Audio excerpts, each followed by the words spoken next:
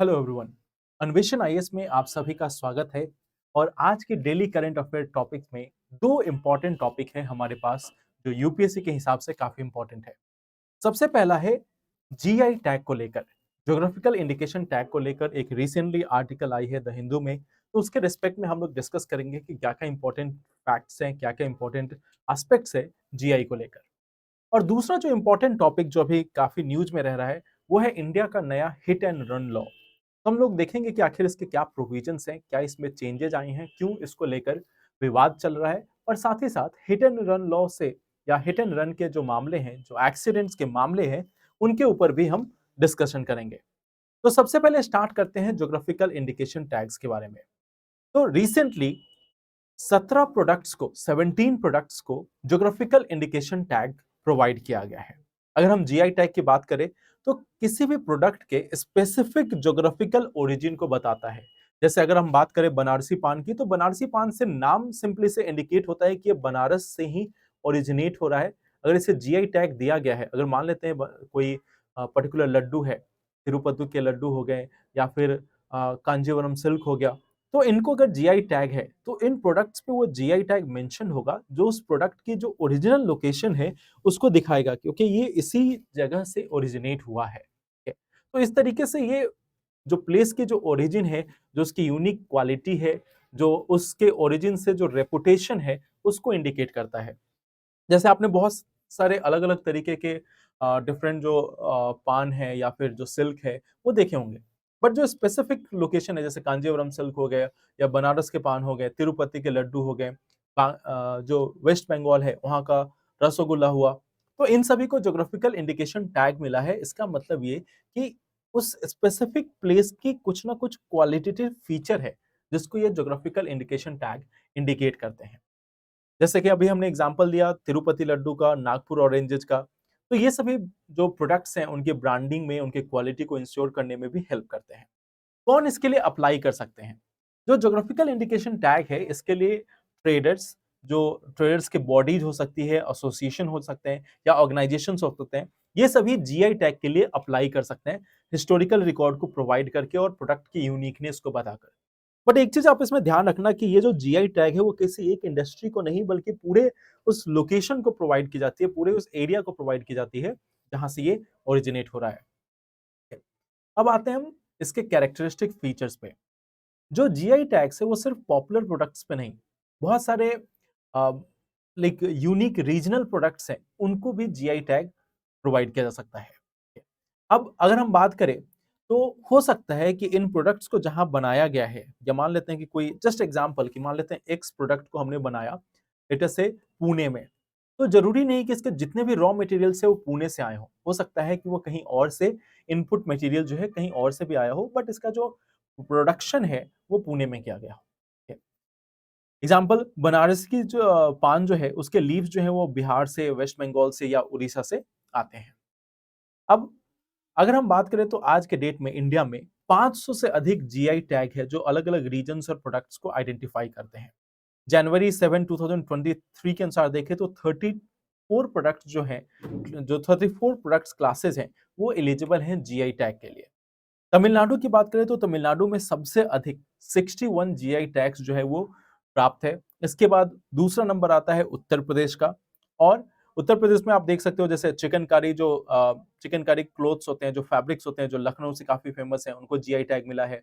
साथ में आगरा से लेदर वर्क जो है उनको जीआई टैग मिला है। तो ये कुछ एग्जांपल्स हैं जीआई टैग्स के हमारे आसपास में।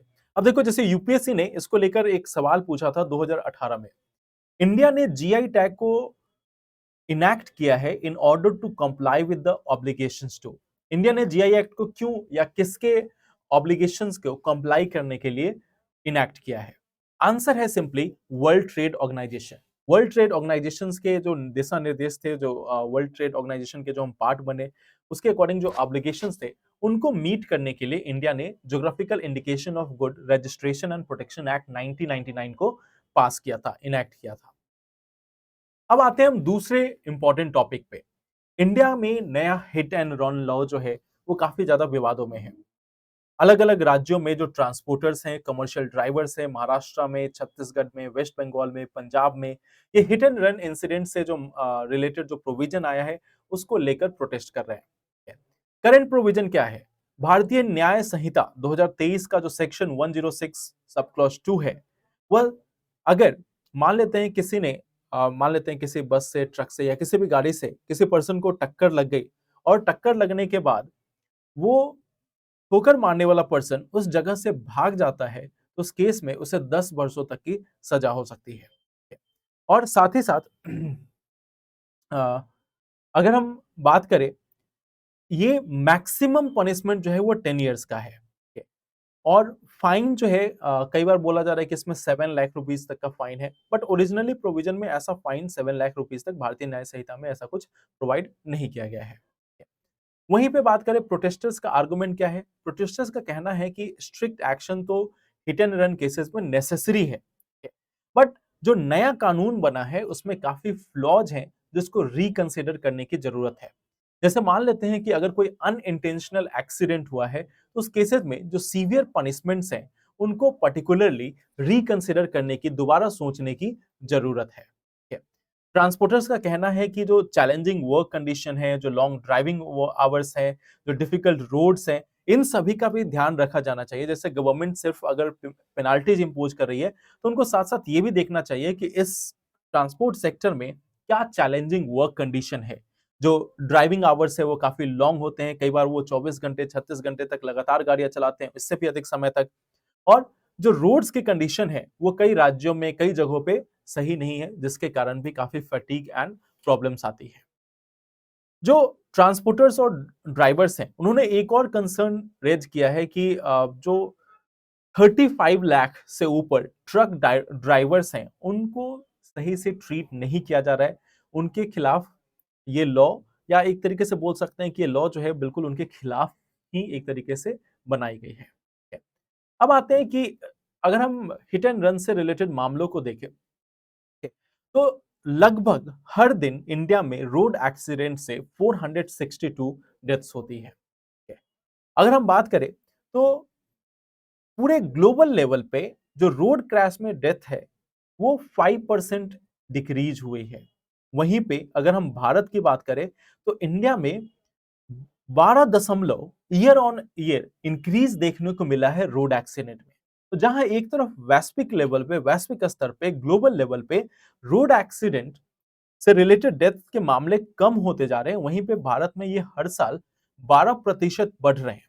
और जो फैटिलिटी रेट है, जो डेथ रेट है, वो हर साल 9.4%, 9.4% इंक्रीज कर रहा है। लगभग हर घंटे 19 डेथ होती है रोड एक्सीडेंट के कारण। तो लगभग एक मिनट में हर एक मिनट में लगभग 3 डेथ। तो ये काफी एक आप देख सकते हो कि 3.5 मिनट्स में लगभग एक डेथ जो है वो हर मिनट हो रही है। हर 4 मिनट से पहले एक रोड एक्सीडेंट में इंडिया में डेथ देखने को मिलता है। और अगर देखा जाए कि कहाँ सबसे ज्यादा एक्सीडेंट्स होते हैं तो सबसे अधिक जो रोड फैटिलिटीज है, रोड एक्सीडेंट में डेथ जो है वो नेशनल और स्टेट हाईवे पे होती है, जो हमारे टोटल रोड नेटवर्क का सिर्फ 5% हिस्सा है।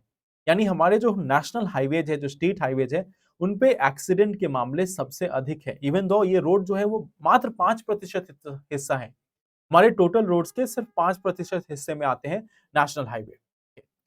इंडिया की बात करें तो हमारे पास वर्ल्ड व्हीकल का सिर्फ 1% है, लेकिन हमारे यहाँ जो क्रैश रिलेटेड डेथ है वो 10% होता है, जिससे हमारे जीडीपी को सालाना लगभग 5 से 7% का नुकसान होता है।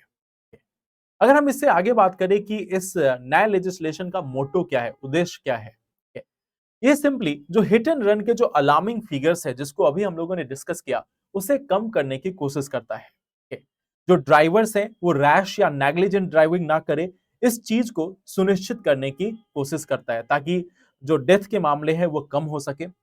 और साथ ही साथ एक लीगल ड्यूटी इंपोज करता है ऑफेंडर्स पे कि मान लेते हैं कि आपसे कोई एक्सीडेंट हुआ है या एक्सीडेंट के कारण कोई डेथ हुई है, तो आपकी जिम्मेदारी बनती है, एक लीगल ड्यूटी बनती है कि आप पुलिस या मैजिस्ट्रेट को इसके बारे में सूचना दो। तो मोरल रिस्पॉन्सिबिलिटी ऑफेंडर्स के ऊपर लगाने की, इन्फोर्स करने की एक कोशिश की जा रही है। ठीक है। अब इसके पहले भी आप देखोगे तो मोटर व्हीकल एक्ट 1988 में सेक्शन 134 में ऐसा सिमिलर प्रोविजन है, जहां पे जो ड्राइवर है उसकी ये जिम्मेदारी है कि अगर उनके व्हीकल से किसी का एक्सीडेंट हुआ है, वो इंजर्ड हुए हैं, तो उसको मेडिकल अटेंशन प्रोवाइड किया जाए, ये ड्राइवर की रिस्पॉन्सिबिलिटी होती है।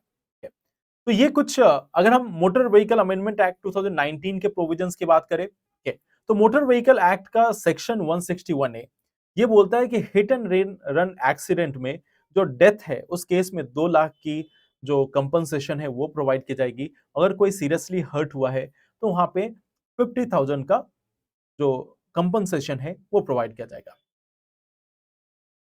अब ये जो अगर बात करें तो भारतीय न्याय संहिता में जो रिकवरी है वो ड्राइवर्स के थ्रू होनी है, जबकि इस मोटर व्हीकल अमेंडमेंट एक्ट 2019 में ऐसा कोई प्रावधान नहीं है कि ड्राइवर से ही इस पैसे की वसूली की जाए। तो ये दो इंपॉर्टेंट आर्टिकल्स थे जो आज हम लोगों ने डिस्कस किया और साथ में एक क्वेश्चन भी देखा। Hope you have like this. Do share and like this video and subscribe to our channel. आप हमारे अन्वेषण आईएएस टेलीग्राम चैनल से भी जुड़ सकते हो। यहाँ पे आपको डेली न्यूज फीड मिलेगी, जहां पे आप देख सकते हो कि हिंदू और इंडियन एक्सप्रेस के कौन से इंपॉर्टेंट आर्टिकल्स है जो आपको पढ़ने जरूरी हैं।